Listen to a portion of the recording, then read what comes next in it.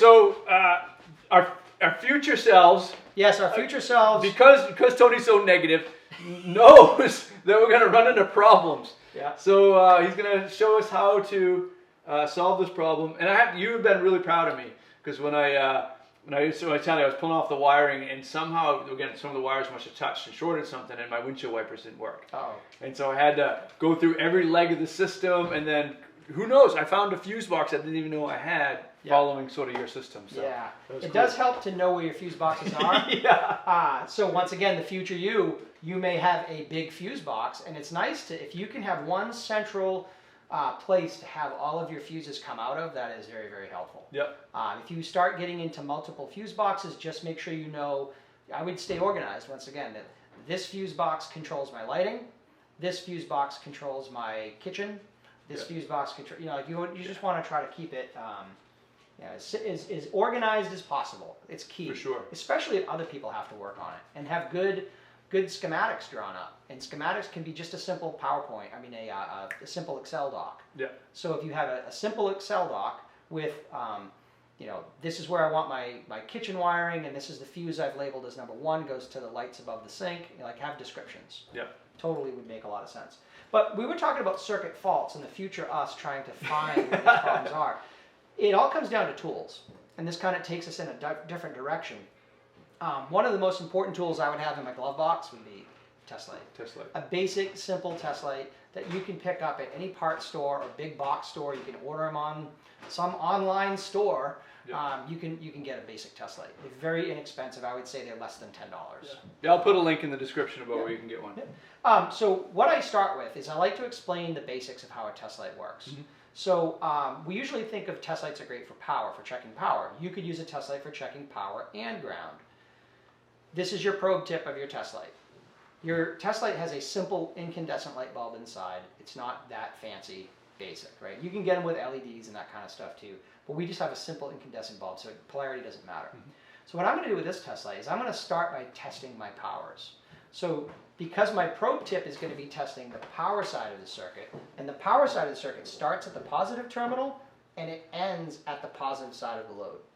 Okay? Mm-hmm. Where the ground side starts the negative side and it ends at the ground side of the load. So I'm going to take my alligator clip and I'm going to attach it to a good known chassis ground. This is why I like test lights, because I only need one hand. I attach it and now I'm able to test power. So if I touch this to the positive side of the battery, it should illuminate, and it does. Right? That tells me that I have power at my positive terminal and my light bulb is good in my test light. So I always test it to make sure it's good. Now if I didn't have a good ground, let's say I thought I had a good ground, but I didn't. I'm actually attached to the wood right now. Yep. And I touch the positive, guess what? I don't have a good ground. So once again, always test your test light before you start going off into the circuit, make sure that it works. Now that it works, I'm going to test my fuse. So a good fuse should have power on both sides. Typically, fuses will have a little test point on the top, a little piece of metal that is exposed from the plastic. And if you touch the top of one side of the fuse and it lights, you have a good fuse. You have power going into the fuse. I also want to check the other side of the fuse to make sure that it lights up again. And this is where you got to really be able, and I'm standing off to the side doing this. Yeah. But when you're alone in the middle of the night going in your fuse box, it's going to be a lot easier. Right? Yeah.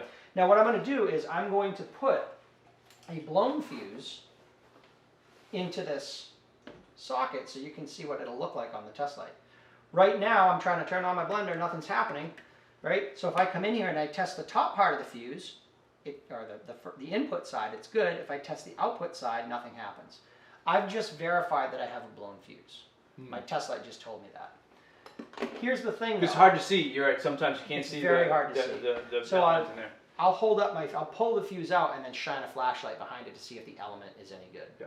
So here's the thing though, Ted. If a fuse blows, there's usually a reason.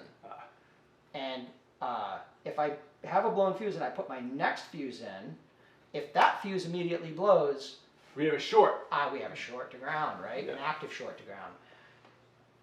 The next thing would be to put another fuse in? No. If you just keep putting fuse in, you fool me once, the old saying. So I don't want to keep plugging fuses in there. I have a problem. So let's say that this was a short. We're going to take this fuse out, put the bad fuse back in. and we have an active short. So I'm going to take this wire and I'm going to go from the positive side of my load to the negative side of my load. Obviously, I have a short circuit now. I've just learned this because one side of my fuse was bad and the other side of my fuse not lighting up. So I'm going to take this fuse out. This is how I diagnose a short circuit. Because this is a short to ground, that would mean that the output side of my circuit, or the output side of my fuse, I have power going in, right? The output side is going directly to ground, right? Right. So I'm going to take all my bulbs out. Everything on that circuit I'm going to disconnect. This is how I do this. Now what I'm going to do is I'm going to take my lead from my test light and I'm going to attach it to positive. By doing that, if I touch negative, it should light up. Yep. If I have an active short and I put this in the output side of my fuse and this light bulb comes on, I just verified that I have a short to ground, right? I assumed it, now I'm actually verifying. And if my light bulb, oh, I have to close my switch. Just close the switch, yeah. Let me back up for a second. When you're testing a circuit, you want to make sure that you're testing it in the state when it's going to be on. When it's on, yeah. And when the switch is off, obviously the short isn't active. So you pull the loads out, I pull turn the the switch loads on, I pull the loads out, and I turn my switch on. If the light comes on, that means that I am going right from power through my test light directly to ground. To ground, yeah. And I will actually leave this in the socket while I go inspect my wiring, right? Now be careful when you put that needle inside the actual output, because what's going to happen is you have little brass tabs, Right. and if you jam this down, your fuse is going to be loose and you're going to have problems. So you want to do this very carefully, kind of rest that in. And then you want to go and find where the issue is. To help you identify where your short is going to be, there's some basic rules you want to follow. Heat and vibration typically cause insulation to wear away and cause a short. Yep. So anywhere where there's a lot of movement, like let's say you have a refrigerator that you pull out and back and there's wiring that moves along with it, there could be an issue there. Anywhere where there's vibration or heat.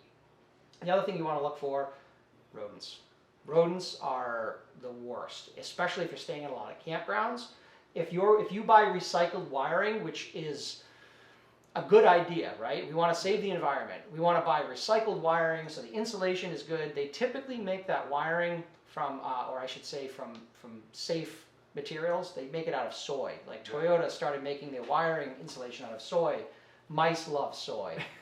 So it's like, oh, treats. So they'll start eating it. So anytime you have rodent activity, you want to, you kind of look for that.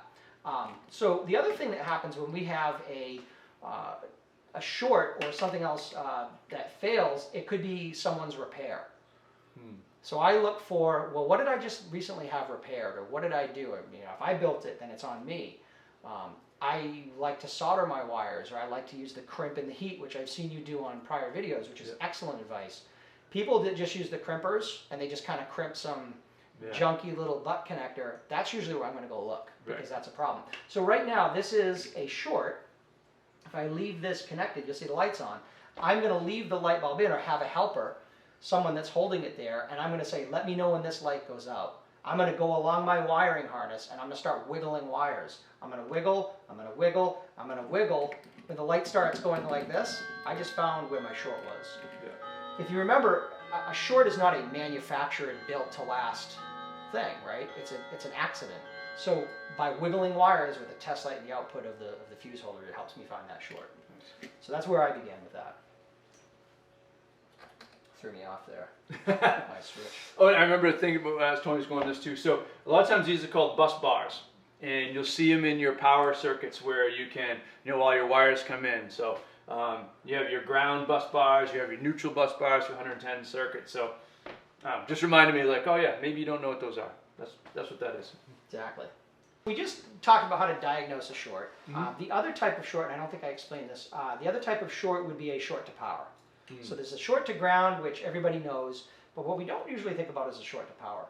And a short to power would be if, let's say this wire that supplies the power side of this bulb rubbed up against the wire that supplies the power side of this bulb. Let's say these two wires rub together. Rub, rub, rub, rub, rub, rub, rub. And eventually the copper of this wire is touching the copper of this wire. Well, you're probably thinking, well, what's that going to do? Shorts to power don't always pop a fuse. Right? So if I have this positive connected to this positive. Now these two things are connected. If I turn on this bulb, that bulb is going to turn on too, right? I don't want that bulb to turn on. That's my garbage disposal. Yeah. That's my windshield wiper. Every time my windshield wiper turns on, the horn starts beeping. Yeah, exactly. There's like demons in the machine. I don't want that, right? So that's a short to power, and those are harder to diagnose. Actually, they're very easy to diagnose. If the two things on the same, one thing operates when the other one operates, you know that the wiring leading to it, you pretty much isolated down to where you need to look, right? And that's usually what you're going to see. Those wires got melted. I've seen this where wires run over like a exhaust manifold, or when I say exhaust manifold, it could be like on your Skoolie, you have that hot water heater for your shower or for your hot water. What if you have wiring running near that exhaust output? That could melt stuff. So think about that when you're running your wires. Try to keep your wires away from, or your wiring away from any type of heat source. Right. And put them in a conduit and make sure that conduit can handle heat. That's important too. So high temperature conduit.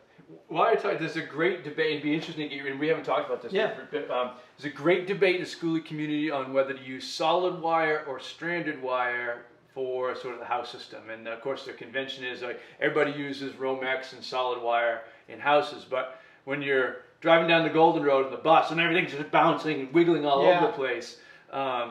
Because mostly RVs are using stranded wire.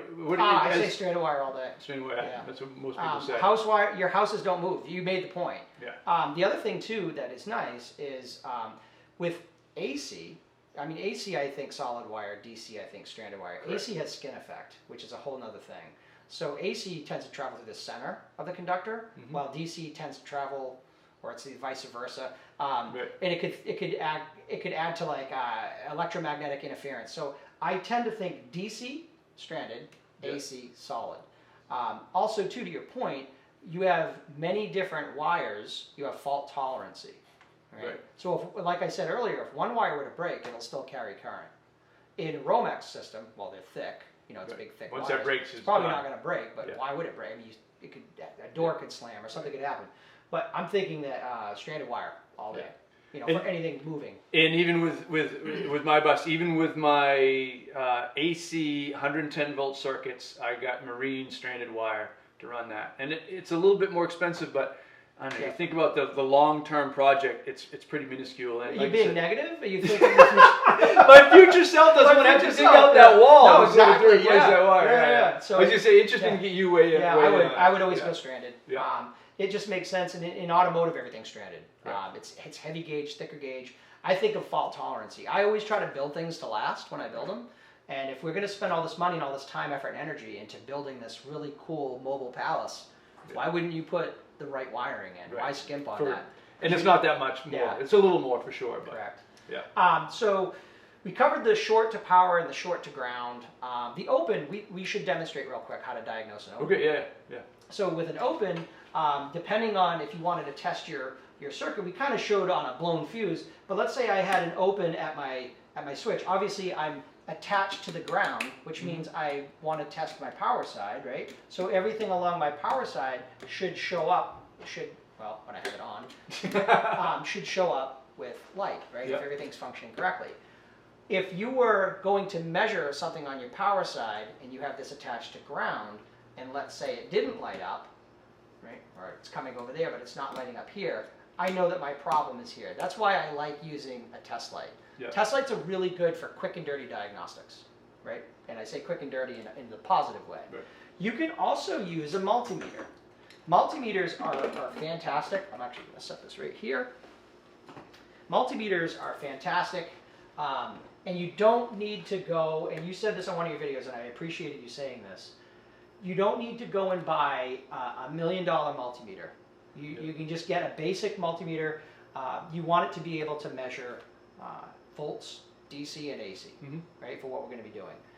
You don't really need to get into the whole amperage side. We could probably do an example at some point on that too. But really what you want to do is at least understand your meter. This is a basic meter. This is a cheaper meter. It's probably around $50, $60. They make them hundreds of dollars, right? So you can get them thousands. where they will automatically find where you need to be. They're auto-ranging meters. Yeah. But what we're going to do is typically I like to either go to the 200 or the 20 volt DC scale. So we'll go to the 20 volt DC scale for easy reference because we're not going to be dealing with anything over 20 volts DC. So when we turn this meter on, I like, when I'm doing a lot of diagnostic work, I like the ability to have clips on my meters, right? So I can attach one and not have to hold it there. Yeah. The other thing too, when you're doing diagnostic work, you want to always make sure you have a good connection. And I've taught many people diagnostics over the years, and one thing is they're not quite connecting enough. They need to have a good connection. So if I take my positive lead right now and I attach it to the negative side of the battery, and my negative lead and I attach it to the positive side, you'll see battery voltage, but you'll see that negative symbol, right? Huh. So that tells me polarity. Okay? Yep. It'll still work and it won't hurt the meter. Yep. So I'm going to move it to the right, to the correct terminals, and you'll see there's my voltage that I'm dealing with. I'm dealing with around 12.7 volts, so make sure you have a really good connection there, and let it land. So we're looking pretty good. So our meter's sitting at about 12.72 volts. So at this point, I can basically treat this like I was treating my test light. Mm-hmm. I can take this lead off, and now I can go on one side of this fuse, and I can check for my voltage, and I should see voltage. 12.7. Right? Yeah. Come across, I should see 12.7. Everywhere I go along here, as long as the switch is closed, I should see voltage. Yeah. The only difference with a meter and a test light shows you light, a meter is giving you actual numbers. Right. I find the test light to be easier to work with because it's lighter weight. I don't have to deal with gauges, and you know, I don't have to deal with switching. And so it's easier to see. You know, you can see it from different angles. Yeah. And you can usually have it at one end of the Skoolie. You know, if I'm messing with my short, I can see did the light go out. Yeah. You can't do that with a meter. Right. So that's why I like using a meter for that kind of thing. Now we're going to get into a concept that's probably a little bit. This is more advanced, but it's the only way we can really teach the third fault. And the third fault would be my unwanted resistance. Right? Unwanted resistance is the one we don't typically think about. Most people that use a multimeter, and your audience probably does this as well, when they use a multimeter, they're checking the voltage on their batteries. I'm going to pop the battery out of that remote control, and can I watch Netflix right now? I'm going to check it to see if it's got 1 point. Yep, it's good. I put it back in. That's about the extent of most people's meter use. Yep. And we're putting one lead on one lead on negative and one lead on positive, and it gives us a number, and we know whether it's good or bad. And that's fine. That's all you use your meter for. But if we're going to do it to truly tell the integrity of a circuit, we have to get into what's referred to as a voltage drop test. And this is where things can get a little complicated. But it's really not, if you understand how electricity works. Now earlier I was saying that power, path, and load makes electricity happen, right? Well, we have resistance in your wiring, or in other words, your path. A majority of the resistance, and some would argue that most, it should be, the resistance is in the bulb, or the load. That's where the resistance should be. Once again, there is resistance in the wiring. And you can actually find resistance by using voltage, right? So as current is flowing through the circuit, you can see what we refer to as voltage drops, or I like to explain it as voltage used on the meter, right?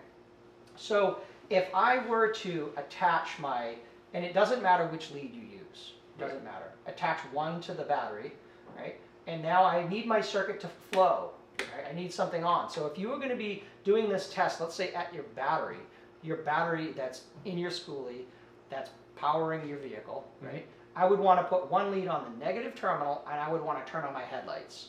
I want current flowing out of those batteries. Or for dealing with the house battery and stuff. Dealing with the house battery. Turn the lights on. Turn as many lights on as you can. Okay. Right? Because I want current to flow through this wire right here. Yep. Right? Actually be coming this way. Right? Doesn't matter. Yep.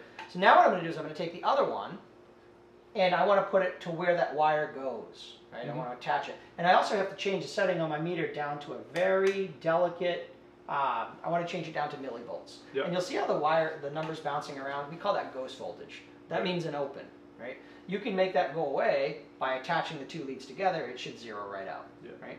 Ghost voltage means open. So if I attach this lead to the chassis, we should see this settle out, and we have around 63.1 millivolts. Yep. Right? And that's okay. That's what's running. If we were to equate that to a volt scale, which means to my 2-volt setting, that would be about 0.062. What we don't want to see is 0.5 or higher, or 500 millivolts or higher. This wire is perfectly fine. That's good. So we just tested the integrity of our wiring leading to our battery using this basic test. Yep. Quick recap, light's got to be on, one terminal goes on the negative and the other lead goes to where the terminal goes. Where it terminates. Where it terminates. So now let's do the same thing on the positive side. So I come over here to my positive terminal. This is where I have that special bad wire. Yep. The circuit's still working, but we're going to use this meter to tell us. So I go from my positive terminal, and once again, it doesn't matter what color you use. I don't care about the negative symbol. Yep. I'm going to go to my positive lug, my input to my fuse box. And you can see right now, we're dealing with about a volt drop. Yeah. So I'm going to bump my meter up. Yeah, I'm dealing with a 1.25 volt drop. Yeah. Because I have resistance in that wiring. The acid from the battery has creeped up into the wire and destroyed a couple of strands. I could put another battery in this truck right now, or in the Skoolie, and guess what? I'm still going to have the same problem. Right. These bulbs are going to be dim, the blender's not going to spin fast enough. So I need to replace this wire. I just learned that. So I'm going to go ahead and replace it. I'm going to remove this. I'm going to replace it with a good wire.